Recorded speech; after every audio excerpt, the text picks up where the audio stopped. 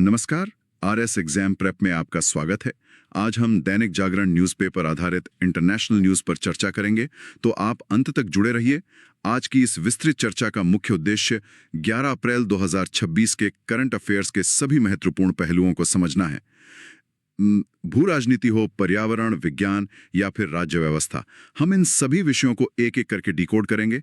लक्ष्य बस यही है कि कम समय में तैयारी करने वाले छात्रों तक एकदम सटीक जानकारी और उसका विश्लेषण पहुंच सके। जी बिल्कुल। और ये विश्लेषण इसलिए भी जरूरी हो जाता है क्योंकि सिविल सेवा परीक्षा, मतलब चाहे वो आरएस हो या यूपीएससी, अब केवल रटे रटाए तथ्यों की मांग नहीं करती। हाँ, बिल्कुल सही कहा। वो मांग करती है कि हम अलग अलग घटनाओं को आपस में कनेक्ट कर सकें। मतलब जब हम घटनाओं के पीछे के क्यों और कैसे को समझ लेते हैं ना, तो हम सिर्फ न्यूज़ नहीं पढ़ रहे होते, बल्कि अपना एक प्रशासनिक नजरिया विकसित कर रहे होते हैं। तो आज की हमारी डीप डाइव इसी कनेक्टिंग द डॉट्स अप्रोच पर रहेगी।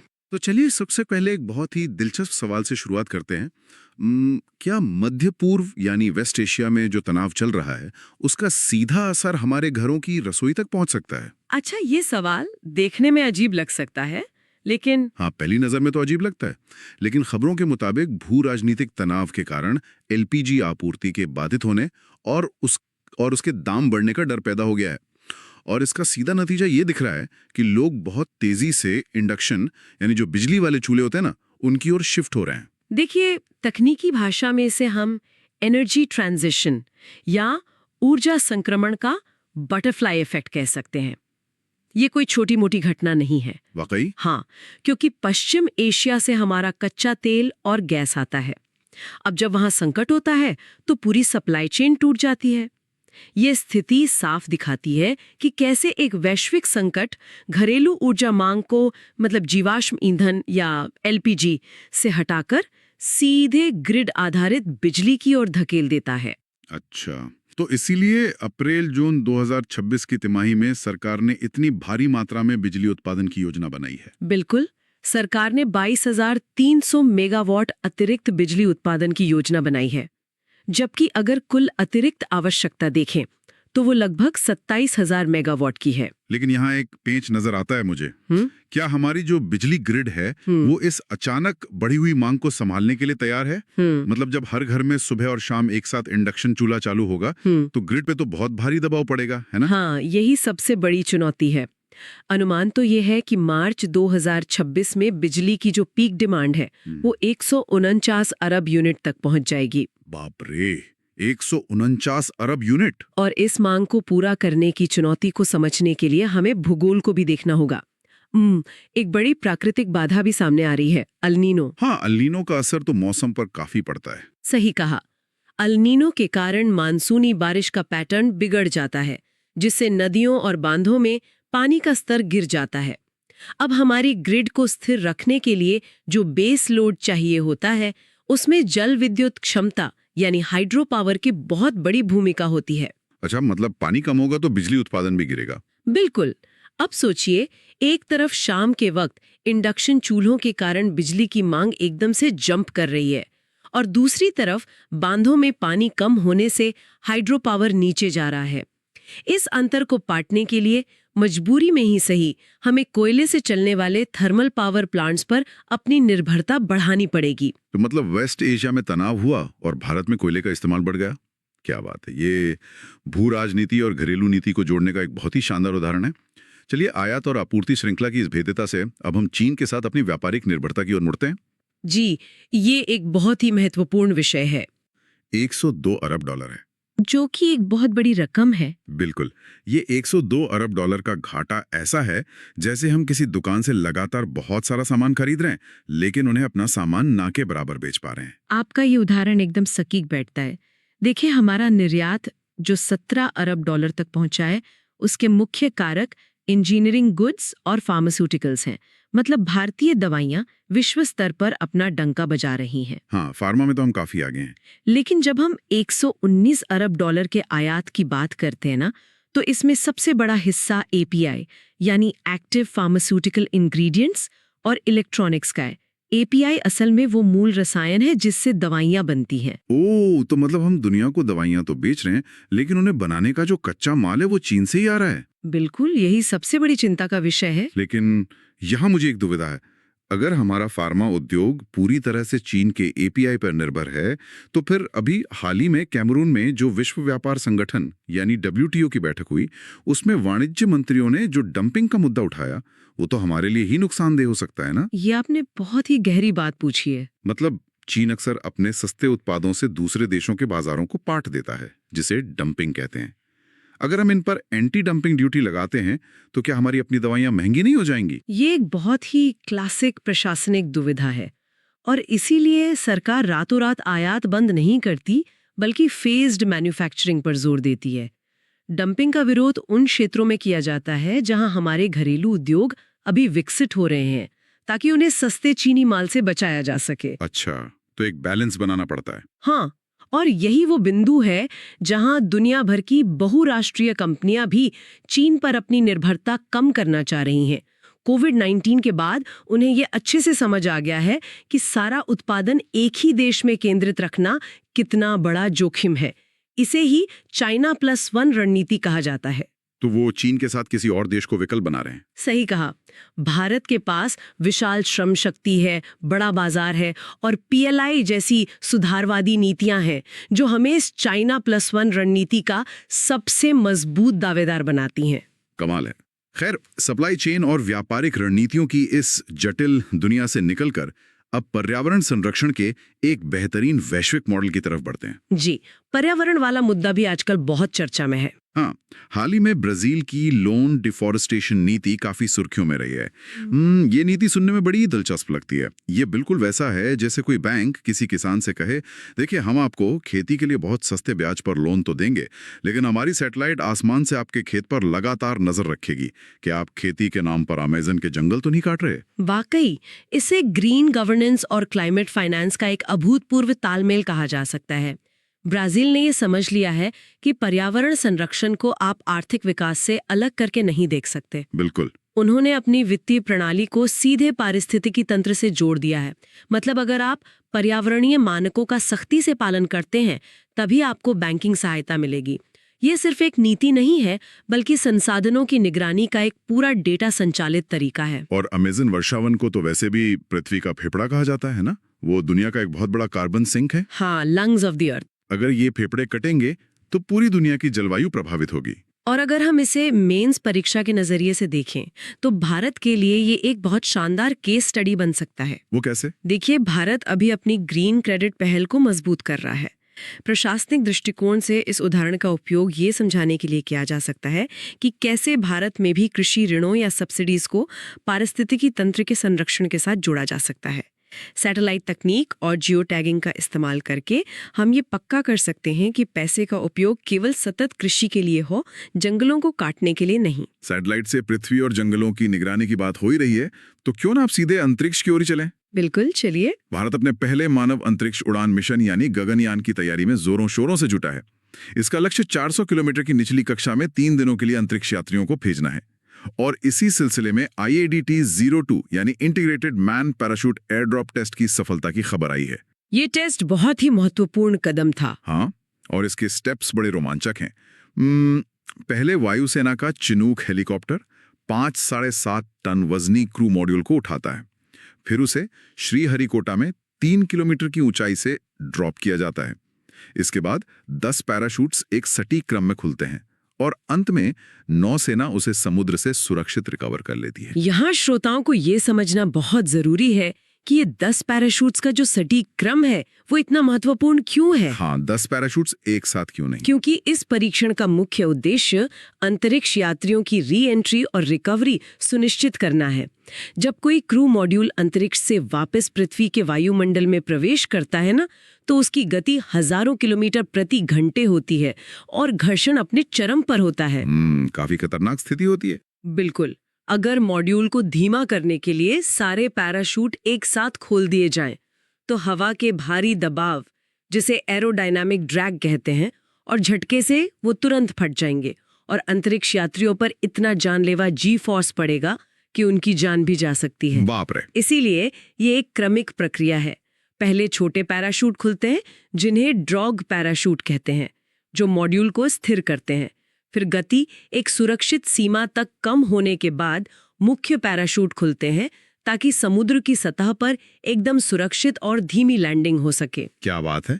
अंतरिक्ष भी इतनी ऊंचाई और इस जटिल इंजीनियरिंग को समझने के बाद अब थोड़ा वापस जमीन और खेतों की मिट्टी की ओर लौटते हैं। जी, कृषि क्षेत्र में भी आजकल काफी नवाचार हो रहा है। बिल्कुल, कृषि क्षेत्र में एक बड़ी नैनो उर्वरक क्रांति चल रही है। IFFCO ने 560 जिलों में नैनो उर्वरक जागरूकता अभियान शुरू किया है। अब देखिए, एक तरफ हमारे पास 45 किलो की भारी भरकम पारंपरिक यूरिया की बोरी है और दूसरी तरफ सिर्फ 500 मिलीलीटर की नैनो यूरिया प्लस की एक छोटी सी बोतल। फर्क बहुत बड़ा है। हाँ, दिखने में ये बदलाव बहुत साधारण सा लगता है, लेकिन इसके पीछे का विज्ञान क्या है? इसके पीछे दक्षता यानी एफिशिएंसी और रसायन विज्ञान का पूरा खेल है। होता क्या है कि जब किसान 45 किलो पारंपरिक यूरिया खेत में डालता है तो उसका एक बहुत बड़ा हिस्सा पौधे इस्तेमाल ही नहीं कर पाते। अच्छा, तो वो बाकी यूरिया कहाँ जाता है? वो मिट्टी में रसायन के रूप में जमा हो जाता है, जिससे मृदा स्वास्थ्य नष्ट होता है और जो बचता है वो बारिश के पानी के साथ बहकर नदियों और भूजल में चला जाता है। इसे नाइट्रेट लीचिंग कहते हैं। मतलब ये तो प्रदूषण का भी एक बड़ा कारण है। बिल्कुल। इसके विपरीत नैनो यूरिया तकनीक में उर्वरक के कणों को नैनो स्केल तक छोटा कर दिया जाता है और इसे सीधे पत्तियों पर छिड़का जाता है। पत्तियों पर? हाँ, पत्तियों पर जो रंध्र या स्टोमेटा मौजूद होते हैं वो इसे सीधे अवशोषित कर लेते हैं। इसका सीधा सा मतलब है कि जितनी जरूरत है उतना ही पोषण पौधे को मिल रहा है और हमारी मिट्टी या पानी प्रदूषित नहीं हो रहा। अरे वाह। और अगर हम इसे सप्लाई चेन और लॉजिस्टिक्स के नजरिए से देखें तो इसका फायदा और भी बड़ा दिखता है मुझे। 45 किलो की लाखों बोरियों को ट्रकों और मालगाड़ियों में लादना, उन पर भारी सब्सिडी देना, एक राज्य से दूसरे राज्य ले जाना, ये कितना खर्चीला काम है। बिल्कुल, परिवहन लागत बहुत ज्यादा होती है। वहीं 500 मिलीलीटर की नैनो यूरिया की बोतलें तो परिवहन में बहुत ही आसान हैं। आंकड़े भी ये बताते हैं कि अब तक 218 लाख नैनो यूरिया प्लस और 64 लाख नैनो DAP की बोतलें बेची जा चुकी हैं। तो इस तरह ये तकनीक परिवहन लागत को कम कर रही है, सरकार के सब्सिडी बोझ को घटा रही है और साथ ही पर्यावरणीय गिरावट को भी रोक रही है। मेंस के नजरिए से देखें तो ये भारतीय कृषि में आत्मनिर्भरता और पर्यावरण सुरक्षा, इन दोनों लक्ष्यों को एक साथ साधने का बेहतरीन साधन है। सही कहा। अब मिट्टी के स्वास्थ्य को दुरुस्त करने की बात हो गई तो अब मानव स्वास्थ्य नीतियों की ओर बढ़ते हैं। तेलंगाना सरकार ने एक ऐसा कदम उठाया है जो स्वास्थ्य प्रशासन में एक बड़ा पैराडाइम शिफ्ट माना जा रहा है। जी, कैंसर को लेकर जो फैसला आया है। हाँ, तेलंगाना ने कैंसर को नोटिफाइबल बीमारी घोषित कर दिया है।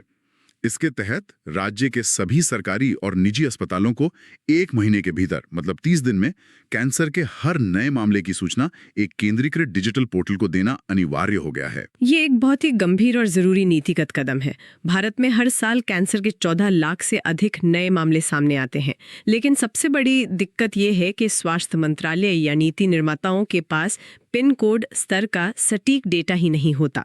तो डेटा के बिना तो नीतियां हवा में ही बनेंगी। बिल्कुल। जब तक ये नहीं पता होगा कि किस विशिष्ट भौगोलिक क्षेत्र में किस प्रकार का कैंसर ज्यादा फैल रहा है, तब तक प्रभावी राष्ट्रीय नीतियां कैसे बनेंगी? हाँ, ये बात तो है। कैंसर रजिस्ट्री से ये पता चल सकता है कि क्या किसी खास इलाके के पानी में या वहाँ के पर्यावरण में कोई ऐसा तत्व है जो कैंसर का कारण बन रहा है। इसी डेटा से निवारक उपाय तय होते हैं और बुनियादी ढांचे के लिए बजट का सही आवंटन हो पाता है। यह मुझे एक बहुत ही दिलचस्प बात नजर आती है, एक तरह का आहा मोमेंट। अगर हम देखें तो वर्तमान में कोविड-19, TB, डेंगू और मलेरिया जैसी बीमारियां नोटिफाइबल की श्रेणी में आती हैं। जी बिल्कुल। ये सभी संक्रामक बीमारियां हैं। इन्हें ट्रैक करना समझ आता है क्योंकि ये एक इंसान से दूसरे इंसान में फैलती हैं। लेकिन कैंसर गैर संक्रामक बीमारी है। इसका मतलब है कि हम अब जीवन शैली और पर्यावरणीय बीमारियों को भी उतनी ही गंभीरता से ट्रैक कर रहे हैं जितना हम एक वायरल महामारी को करते हैं। इसे ही तो पब्लिक हेल्थ पॉलिसी में सोच का बदलाव कहते हैं। संक्रामक बीमारियों को ट्रैक करने का लक्ष्य उन्हें फैलने से रोकना होता है, लेकिन कैंसर जैसी गैर संक्रामक बीमारी को नोटिफाइबल बनाने का उद्देश्य स्वास्थ्य संसाधनों का सही दिशा में वितरण करना है। बहुत खूब। अब समय है अपनी चर्चा की गति को थोड़ा और तेज करने का। चलिए कुछ महत्वपूर्ण राष्ट्रीय घटनाक्रमों पर एक रैपिड फायर नजर डालते हैं। बिल्कुल। चलिए, सबसे पहले राज्य व्यवस्था की बात करें तो सुप्रीम कोर्ट ने 2027 की प्रस्तावित जातिगत जनगणना को रोकने की याचिका खारिज कर दी है। मुख्य न्यायाधीश DY चंद्रचूड़ की बेंच ने इस पर फैसला सुनाया। गौरतलब है कि 1931 के बाद यह पहली पूर्ण डिजिटल जनगणना प्रस्तावित है। तो यहाँ न्यायपालिका के रुख को कैसे समझा जाए? देखिए, न्यायपालिका का ये रुख शक्तियों के पृथक्करण यानी सेपरेशन ऑफ पावर्स के सिद्धांत को दर्शाता है। अच्छा। जनगणना चाहे वो किसी भी प्रकार की हो, एक नीतिगत और प्रशासनिक कार्य है जो कार्यपालिका के अधिकार क्षेत्र में आता है। जब तक उस प्रक्रिया में मौलिक अधिकारों का या किसी स्पष्ट संवैधानिक प्रावधान का उल्लंघन न हो, सुप्रीम कोर्ट नीति निर्माण के इस चरण में हस्तक्षेप करने से बचता है। हाँ, क्योंकि डेटा संग्रहण को रोकने का मतलब तो सीधा प्रशासनिक योजना को रोकना हो गया। बिल्कुल सही। शिक्षा के क्षेत्र में भी एक बड़ा अपडेट है। एनसीईआरटी ने 9वीं कक्षा की नई हिंदी पुस्तक जारी की है, जिसका नाम गंगा रखा गया है। यह नई राष्ट्रीय शिक्षा नीति यानी NEP 2020 के तहत तैयार की गई है। इस नई पुस्तक में परशुराम लक्ष्मण संवाद और रानी लक्ष्मीबाई जैसे विषयों को प्रमुखता दी गई है। ये NEP 2020 का एक मूल दर्शन है। शिक्षा केवल तथ्यों को रटने तक सीमित न रहे, बल्कि वह छात्रों को उनके सामाजिक सांस्कृतिक संदर्भों से भी जोड़े। पाठ्यक्रम में इस तरह के संवाद शामिल करना छात्रों में क्रिटिकल थिंकिंग के साथ साथ उनकी सांस्कृतिक जड़ों की समझ विकसित करने का एक प्रयास है। संस्कृति से ही जुड़ी एक और खबर है। शिक्षा मंत्रालय ने एक निर्देश जारी किया है, जिसके तहत सभी स्कूलों में वंदे मातरम गान अनिवार्य कर दिया गया है। जी। सामान्य ज्ञान के नजरिए से देखें तो वंदे मातरम बंकिम चंद्र चटर्जी द्वारा रचित है और इसे गाने का समय 52 सेकंड है, जबकि राष्ट्रगान जनगण मन का समय 3 मिनट 10 सेकंड का होता है। इसके साथ ही अगर हम वन्य जीव और पशु चिकित्सा की बात करें तो गुजरात के जामनगर में वन्य तारा ग्लोबल वाइल्ड लाइफ यूनिवर्सिटी का शिलान्यास किया गया है।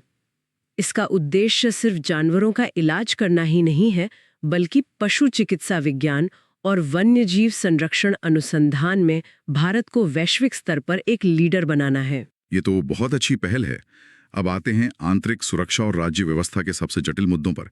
महिला आरक्षण को लेकर विपक्षी दलों की एक बैठक हुई, जिसमें 33% महिला आरक्षण, जिसे नारी शक्ति वंदन अधिनियम भी कहते हैं, उसे लागू करने पर चर्चा हुई। यहाँ मुख्य विवाद परिसीमन और जनगणना को लेकर है। ऐसा माना जा रहा है कि अगर परिसीमन होता है तो दक्षिणी राज्यों को नुकसान हो सकता है। ये चिंता क्यों है? ये भारतीय संघवाद का एक बहुत ही जटिल संवैधानिक विरोधाभास है। परिसीमन का अर्थ है नवीनतम जनसंख्या के आधार पर चुनाव क्षेत्रों की सीमाओं को फिर से तय करना। ठीक है।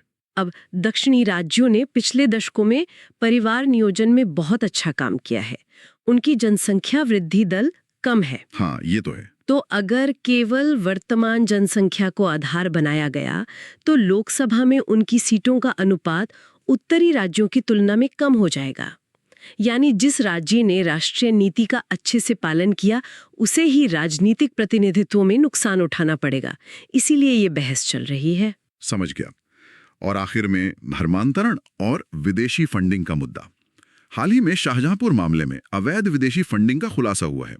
ये विदेशी अंशदान विनियमन अधिनियम यानी FCRA के उल्लंघन का मामला है। ये विषय सीधे तौर पर हमारी आंतरिक सुरक्षा से जुड़ता है। FCRA गृह मंत्रालय द्वारा प्रशासित होता है। यह मुद्दा संविधान के अनुच्छेद 25 के दुरुपयोग से भी जुड़ा है। अनुच्छेद 25? हाँ, अनुच्छेद 25 हमें अंतःकरण की स्वतंत्रता और धर्म को अबाध रूप से मानने का अधिकार देता है। लेकिन सुप्रीम कोर्ट ने कई बार स्पष्ट किया है कि इसमें प्रलोभन या जबरन धर्मांतरण का अधिकार शामिल नहीं है। अच्छा, मतलब लालच देकर धर्म नहीं बदलवा सकते? बिल्कुल। विदेशी फंड का इस्तेमाल अगर जनसांख्यिकी को कृत्रिम रूप से बदलने के लिए होता है तो ये सामाजिक सौहार्द के लिए गंभीर चुनौती बन जाता है। तो क्या आप 1 मिनट में आज की इन सभी स्लाइस और विषयों का एक विश्लेषणात्मक सार प्रस्तुत कर सकती हैं? बिल्कुल। अगर हम आज की पूरी चर्चा का सार निकालें तो हम देखते हैं कि कैसे पश्चिम एशिया का भू राजनीतिक संकट हमारे घरेलू ऊर्जा ढांचे और कोयले की मांग को बदल रहा है। चीन पर हमारी भारी व्यापारिक निर्भरता हमें चाइना +1 की ओर ले जा रही है। सही बात है। वहीं ब्राजील की लोन डिफॉरेस्ट्रेशन जैसी नीतियां हमारे खुद के ग्रीन क्रेडिट सिस्टम के लिए एक राह बना रही हैं। चाहे गगनयान की सुरक्षा की बात हो, नैनो यूरिया की नई तकनीक हो या फिर स्वास्थ्य और परिसीमन से जुड़े कानून, ये सब तैयारी करने वाले छात्रों के लिए आपस में जुड़ी हुई कड़ियां हैं। बस आपको एक क्षेत्र के प्रभाव को दूसरे क्षेत्र में दिखना आना चाहिए। बहुत ही शानदार विश्लेषण। अंत में मैं सुनने वालों के सोचने के लिए एक बिंदु छोड़कर जाना चाहूंगा। सोचिए, जब एक तरफ दुनिया China+1 की ओर देख रही है, तो भारत को सिर्फ विकल्प बनने से आगे बढ़कर ग्लोबल लीडर बनने के लिए अपने इंफ्रास्ट्रक्चर और नीतियों में कितनी तेजी लानी होगी, इस पर जरूर विचार कीजिएगा। जी, बिल्कुल सोचने वाली बात है ये। इस क्लास की PDF आपको हमारे Telegram channel RAS exam prep पर मिल जाएगी। धन्यवाद।